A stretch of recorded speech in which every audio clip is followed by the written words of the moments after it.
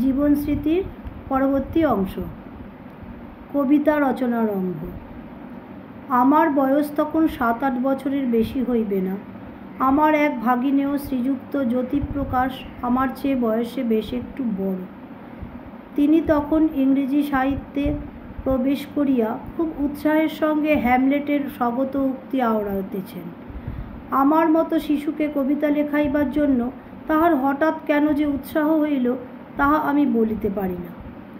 একদিন দুপুরবেলা তাহার ঘরে ডাকিয়া বলিলেন, তোমাকে পদ্য লিখিতে হইবে বলিয়া পয়ার ছন্দে 14 অক্ষরের যোগাযোগের রীতিপদ্ধতি আমাকে বুঝাইয়া দিলেন।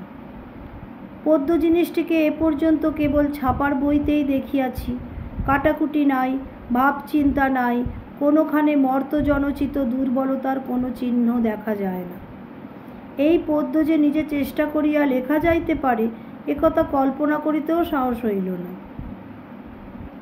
একদিন আমাদের বাড়িতে চোর ধরা পড়িয়াছিল। অত্যন্ত ভয়ে ভয়ে অথচ নিরতিশয় কৌতূহলের সঙ্গে তাহাকে দেখিতে গেলাম।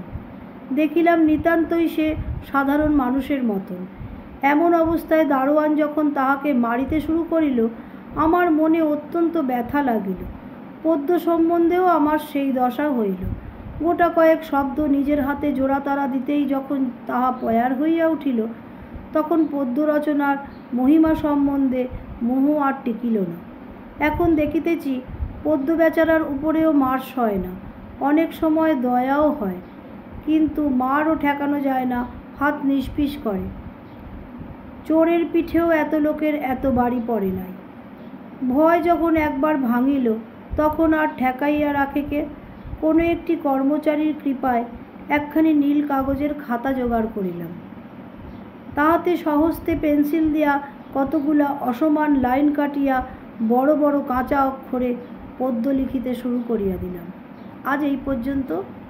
পরবর্তী পর্যায়ে আবার পরের দিন। নমস্কার।